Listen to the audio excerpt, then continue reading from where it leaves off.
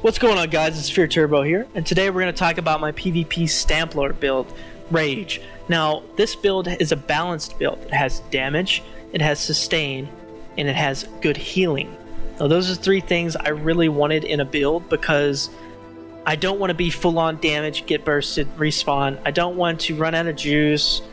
I just wanted to be out there and always be going, always be PvPing, always ready for the next challenge. Now, this build may not be for everyone, but this is a very unique playstyle, and this playstyle was that I learned it from Issa and Emac, and I really enjoyed this playstyle a lot. So I got to give a lot of credit to Issa and Emac. This playstyle is very unique and very rewarding and very skillful. It's a lot different, and I'll explain why later. Let's get right into it with the gear. Now, I went with Hunting's Rage, 5-piece. The reason for this is because it has crit, max stam, and weapon damage. Obviously, I don't have it all golded out, but this weapon damage scales really high and affects your tooltip and your healing much better, I found, than hulking. Now, hulking gives you a lot of stam pool, which is damage, and sustain, with the big pool of stamina. But what I found is that I want everything to just do more damage. I want the most damage out of my skills. And Hunting's Rage gave me that because when things crit, things hit really hard. I know people use Impen, but Impen can only do so much versus the amount of crit power, crit hit damage that Templars have, that CP can give you, and that the Shadow Mundus can give you. So with that being said, I hit very hard and I crit a lot. So I went with 5-piece Huntings and 5-piece Viper. Now, if you don't want to go proc sets, you can go 5-piece Huntings, 5-piece hulking, which is also really strong and has a big stam pool for if you're newer to this playstyle or just newer to Stamplar or PvP in general. Bigger resource pools and better resource management is always going to be your friend when starting out. It's a lot easier and once you get better and better, you start lowering that and adding damage, lowering it and adding damage until you get to a balanced area, which is this is what I found. The 2-piece monster helm can be anything you want. I found Troll King to be the best, and let me say this first, you want 5 in pin, 2 well fitted for this playstyle. I obviously don't have that. Sturdy is not what you want. You want 2 well fitted because well fitted reduces sprint cost and roll dodge, which is important to this build. I like Troll King because I play with the minimal stats possible where I can kind of push my stats around, and it's a very balanced build. With that being said, my health is a little low for most players. You want a little bit more health. You want that 25k plus range. I have 23k, and so Troll King helps out with playing versus multiple players, out healing burst damage, helping you recover from burst damage like from Nightblades. So I like Troll King in open world, and it adds healing done, which you already have a lot of healing done in a Templar. A lot. And this really adds to that. On top of being an orc, this is extremely powerful. The health recovery isn't affected by battle spirit, and that's why it's extremely powerful on an orc, because an orc gets health received by 5% and health recovery boosted by 20%. This is pretty huge. With the Templar healing, the Troll King. Also, just to go over the racial passes real quick, you get increased melee attack damage, which is pretty much everything you do. Blood Craze, Biting Jabs, Dawnbreakers, Viper even gets boosted by this. Reduce the sprint cost of sprint, and your bonus move sprint speed by 10%. You pair this with speed pots, and we're going to be extremely fast. And then they get 6% health, 6% stam. Now this passive is very important for my build, because what I did was I did all stam enchants, and then I used this food, which is increase your max health by 5k, and gave you stamina recovery, which gives you a balance of health, and all your all your enchants would be stam, so that's where you'd get the stam, and then you'd have the regen. But what this lacks is max stam, like this food. You're lacking a lot of damage out of that max stam, and that's where hulking kind of plays into it. It kind of boosts your max stam up. But what I did instead is I went for every enchant to be try, which I netted 2.5k health, lost 2k stamina, but the unseen thing is I gained max magicka, which is extremely important on the Templar, and I'll go over that in a second. But what this does is it raises my health. I get 5k from being in PvP, and then I can swap food. I don't need the extra health. I can go increase max stam by 4.5k and recovery. So now this food also gives me damage and sustain, while I gain the health and the magicka, but lose the stamina on the try enchant. So I lost 2k stam, and I gained 2.5k health and 2k magicka. But I also gained 4k here, which I gained a net of like 2k stam. So overall I gained 2k stam, 2k health, 2k magicka. And the regen. Balanced. I was nuts. I was dumbfounded by this. Obviously I had to put a couple points into health, but if you're in PvP, you have 23k health, perfect. 23k health, and then say your team has Emperor or you get an Allied Well, even better. But 23k health, perfect with Troll King in this build. The max stam is a little low. It's a little bit low for, people that have been used to using Black Rose or Agility. But with this build, we don't need a whole lot of max stam, and I'll go over that for our damage. We don't need a whole lot, and I'll go over that in a little bit. So we have 5 Hundings, 2 Troll King, 5 Viper. You'll see that this Viper tooltip is pretty high. If I had, golded pieces here, I think it'd be like 8.5k, which is a lot because it gets boosted by the Orc passive. So basically, our raw damage and healing is coming from Hundings, not getting bursted is Troll King and extra healing, and Viper is controlled damage. With our build, it's controlled damage on top of an axe, which helps us bleed, and 2.5% increased damage from a sword. Now, if you notice, these enchants on the weapons are poison and disease. This plays a big part in our damage as well. On our back bar, we have a Maelstrom Battle Axe, and I highly recommend the axe over any other Maelstrom weapon. The reason for this is because it has a unique bleed, and it's defending. The reason why we want defending is because when we have our rune down, we're 23k physical, 25k spell. That is extremely tanky. On top of the rune focus, which is 8% damage mitigation and healing received. So we'll go over the skills in a little bit, but that makes us extremely tanky. Now, the Battle Axe has a unique bleed. It registers a bleed as heavy attack bleed, heavy weapons bleed right here, heavy weapons bleed. While the dual wield bleed is twin blade and blunt bleed. They're 2 different bleeds. So when you're on your battle axe and you're going through your rotations, do a couple light attacks on your opponents. Like weave in some light attacks. Obviously you can't see me do them on the air, but they're pretty quick.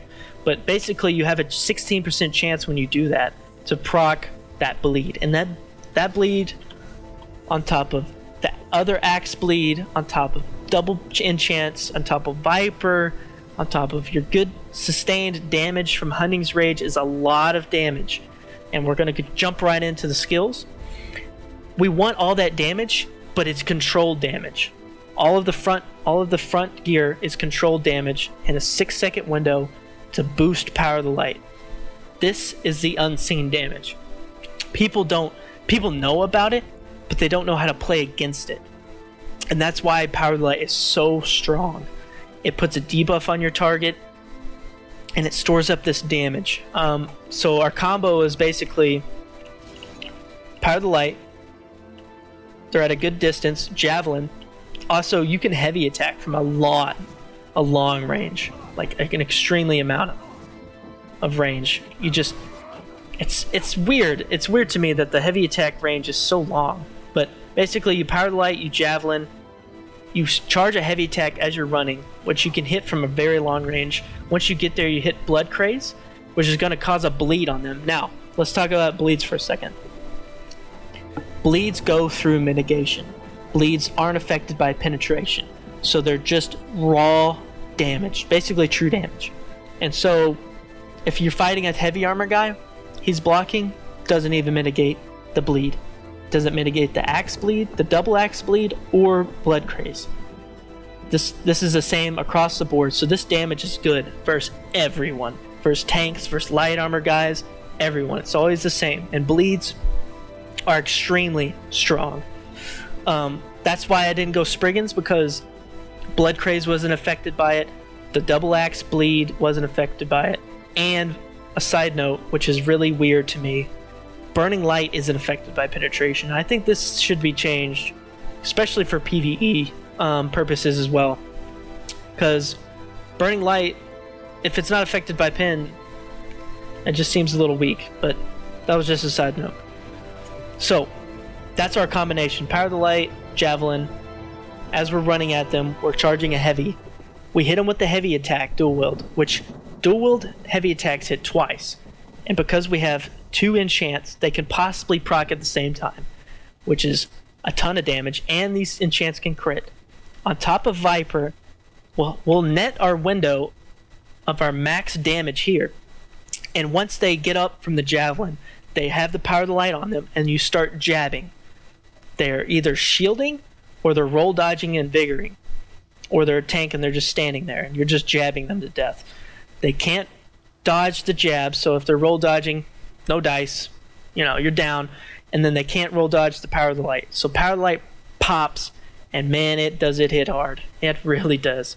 So all this damage, there's a lot of bleed damage, a lot of burst damage, and power of the light is a lot of pop damage, delayed pop damage. So your target has to deal with upfront damage, overtime damage, and delayed damage, on top of jabs, which is pretty damn good. Honestly, now that these can't be dodged, it's very good. ZeniMax, thumbs up, very good change. A side note, major savagery. You gain major savagery from using biting jabs, so you always want to end your combo with that. That way, your bleeds and your dots that are on them can start critting, have a higher chance of critting. So we have 39%. We use jabs, we have almost 50%, which is really, really good, because not only does this crit affect your damage, it affects your heals. So let's take a look at our heals.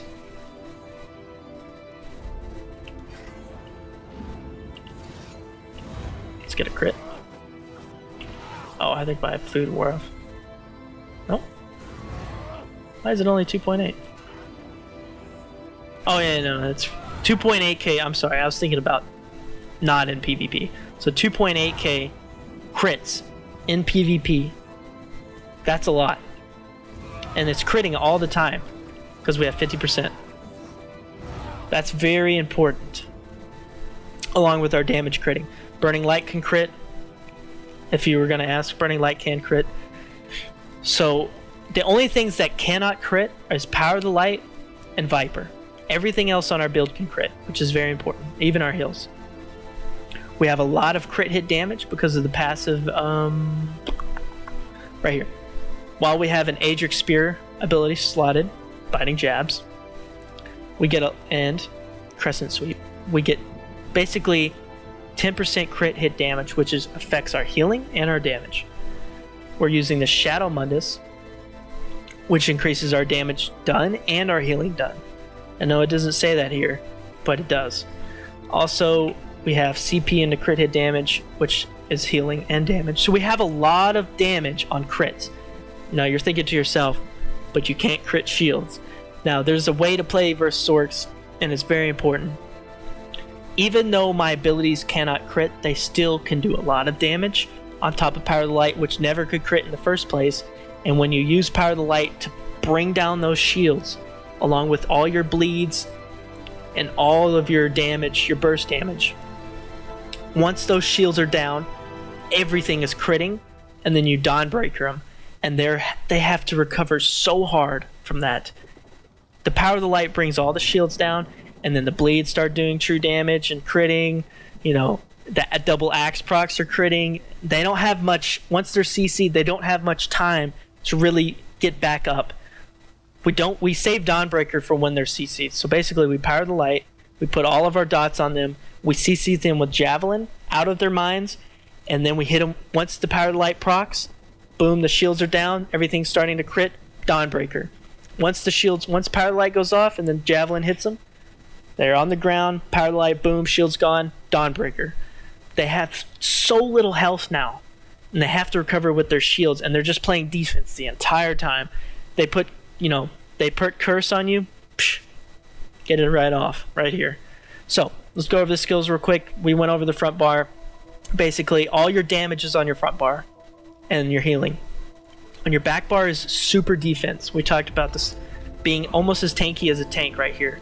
23k physical, 25k spell. Purify, Extended Ritual.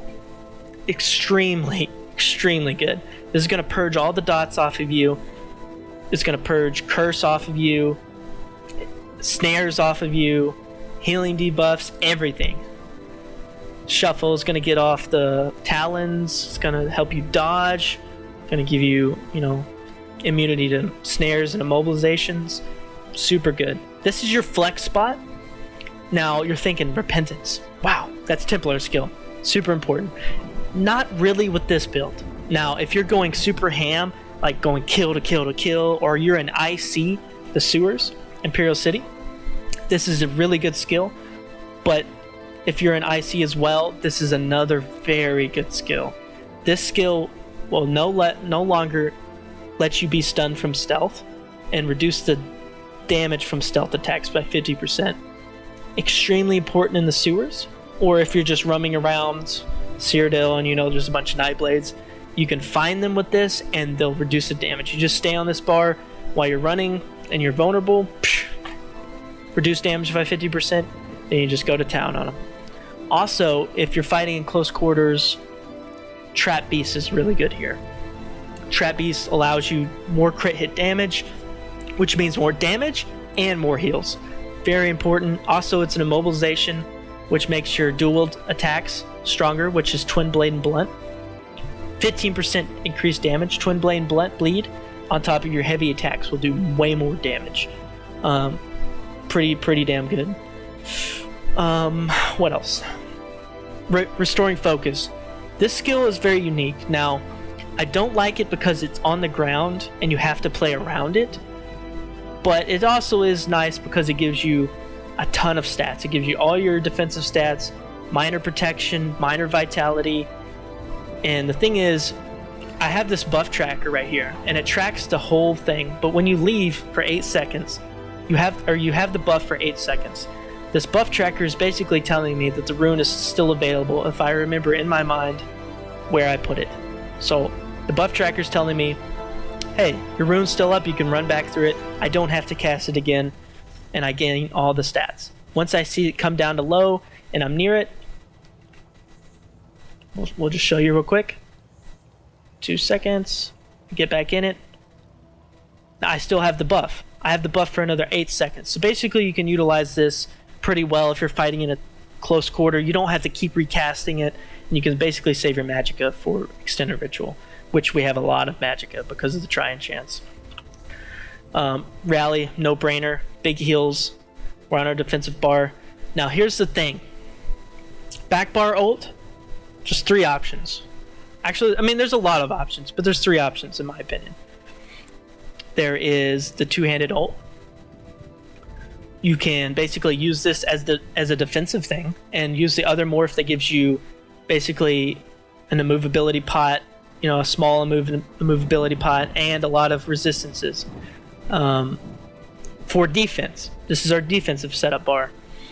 Or you can use Werewolf on this bar paired with Repentance, and a pot. Oh shit, didn't mean to take that expensive pot, but whatever. So basically, we have 1,660 on this bar, plus 15% from werewolf right here. We can recover some stam right here, buy some time. We run up, line of sight, we're recovering on this bar, we're purging on this bar. Or you can do what I like to do, is when I'm fighting outnumbered, and I know I can't dawn break somebody and kill them, but I can kill them.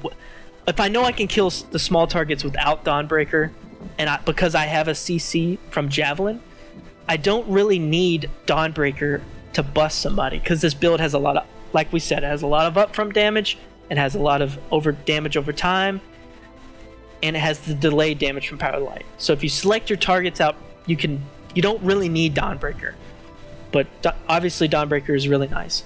So I like Empowering Sweep. So when I'm fighting someone and I'm on the Alessia Bridge, I'm going up the stairs to buy time, and I put a trap down, right?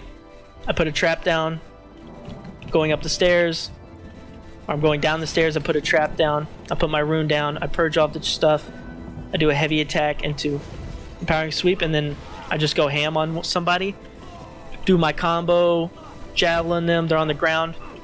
If 4 people come up there and I hit them with this, for 10 seconds I'm a god. It's basically like a very cheap, all the time magma. It's not as strong, but is very effective. 15% damage mitigation for 10 seconds, plus 4% per enemy hit. 4 people come up there, I've got 21% damage mitigation on top of my rune, which is 8. Plus my resistances on rally bar if I need to really go defensive. If I see like a shooting star come down and bats, swap to the 2-hand bar, purge the dots off me. I've got Empowering Sweep going, I've got rune. I am one tanky son of a bitch. It's extremely powerful. And then you can go ham on one person that you select with Power of the Light, heavy attack, javelin, blood craze, and then start jabbing them. You're super tanky with that thing going on the time. It's not going to do a whole lot of damage, and I definitely suggest doing a heavy attack on the 2-hand bar before you do Crescent, because it increases it by 10%. Also, I haven't tested this, but it might increase all the Burning Light procs. Probably not, but it'd be kind of cool, but probably, most likely not. But basically, this has a dot around you, and it can proc Burning Light. So when we're on our front bar and we're going ham, we're getting Burning Light procs, which are physical damage, and they're critting because we got crit. This build has a lot of unique playstyle, and to go over that just a second, the playstyle. So basically, the reason why I like this playstyle over the 2-handed playstyle is because we get to choose what we want to do every second. When you're playing with the 2-hand, your go-to is take an immovability pot, crit rush in, go ham. You have no other playbook. I mean, you don't have to use your immovability pot, but your gap closer, you're going in. If you don't use an immovability pot, good players will punish you so hard when you crit rush in. They see you don't have the CC immunity under you. You're going to get Power of the Light Dawn broke as soon as you get in, and you're going to have to play defense after clicking your offense ability, go in. Don't really like it. Now this play style is defense back bar, offense front bar, and we're using speed pots. I'll use another one of these expensive pots, and we run at them. Look how fast I am as an orc. I put Power of the Light, I javelin somebody, boom, I'm going ham on them. Now the reason why I like the sprint is because if I'm going in, say this tree right here is somebody, they're 23% health. I see that they're low. Power of the Light, javelin, I'm going in. All of a sudden they get a breath of life from somebody and a Nightblade and stealth. I just found him. He's right here. Instead of crit rushing in, which means I have to go to this location, because I'm sprinting in, I can change directions. I can bail. I can roll dodge damage, incoming damage. It's just very unique and very on point. Every second I can input a skill. I can input information that's coming into me, and I can make more decisions than just crit rushing. I'm here. I like it so much better. Also, with that being said, you can use your CC break, which is like I think 5 or 6 seconds. You wait till it's about to end, then you pot, and you get another 15.5 seconds from the movability pot, which gives you like a 20 to 21 second window to just go so damn ham. People are like, why can I stun this? Get this guy off of me. Get him out of here. And you're like, nah, son. 20 seconds, you're dead. Because I got this 6 second window popping you. I can do so many 6 second windows on you in 20 seconds. That's why I like this playstyle so much. It's so nice. Now, obviously, I recommend Repentance when you're going ham, because when you're killing people back to back, just get that stam, keep running at them. Just, whew. So, guys, if you liked this build, let me know in the comment section. Obviously, this is my first PvP build. I've only been PvPing for about 2 or 3 months now. You know, I've been PvP group with Fang Rush's group, doing the Destro build, killing, you know, when we do that build too, when we do the Destro build, we're not looking to kill 4 players. We're not looking to kill anyone less than 30. Like, you know, 10 to 40 players. That's who we're killing. We don't really care about the small groups at all. You know, if they attack us, then we have to fight them, obviously, but that's what we're going for. This build is more self-focused, and that's why I like how well-rounded it is. So, guys, get out there, craft you some Hunting's Rage. You can get Viper from Fungal Grotto. Yes, Fungal Grotto 1 and 2. You can craft Hunting's Rage. Craft it. You can craft it at these locations. Troll King. You can get him Blessed Crucible. And the shoulder is obviously from the Undaunted Pledges. Another side note, if you don't want to use Troll King, you can use Slime Crawl for extra damage. Or you can use Velodreth for extra pop damage. You've seen me use Velodreth in my videos. Selene's is a little iffy. I'm not too sure about Selene's, but it is nice, but I just don't see. I like to feel things. I like to look at my stats, do the math, and then I like to feel things. I just don't feel like Selene's is doing it.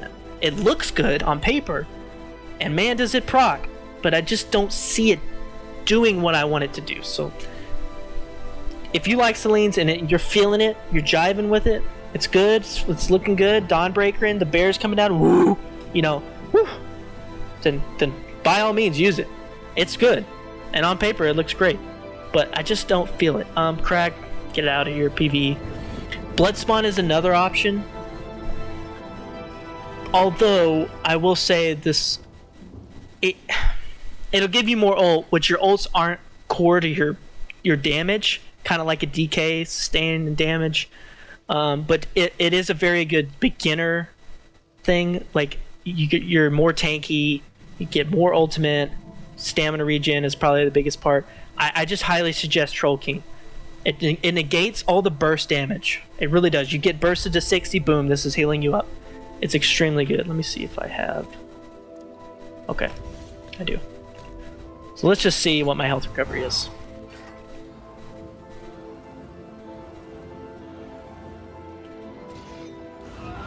Uh-oh. Uh-oh. 2,300. Remember when we did the Vigor ticks? Critting and PvP was 2.6. This is basically every 2 seconds I'm getting 2,300 health. I'm getting an extra. I'm layering all this healing on. I'm layering the Blood Craze healing. I'm layering the Vigors, the Rally, the Troll King. I'm really hard to kill on top of being very tanky. The only down part of this is if you have if you're facing an opponent like a Nightblade and they have only damage, they'll be able to kill you. But if you play it right, you have your defense abilities up, and your reaction time's quick, you won't die by that. But they have a lot of burst damage. That's what it comes back to, the health. When in PvP we have 23k, it's a little low for fighting versus the full damage builds, like full on pure damage gankers. But everything else is perfect. So guys, if you like this video, give it a thumbs up. Comment below what you liked, what I can do better. I know I ramble on a little bit. Maybe other classes you'd like to see. Obviously, I'm not a PvP pro, and this build took me a long time to make. So, and I have, you know, obviously my gear is gold, you know, not golded out. So I can't, it's hard for me to test things without golding it out, or like at least the weapons, and like getting everything ready. So I know for a fact that it works and how it feels. You know, I said that earlier, I like to feel it. I felt Hunting's Rage, it's good. The Troll Gang's great. The Viper's great added damage. So if you like those kind of videos, or maybe you like the out of the box PvE videos, just let me know. Keep giving me feedback, whether it's bad or good. Help me improve. That I really appreciate it, guys. And so, as always, have a good day.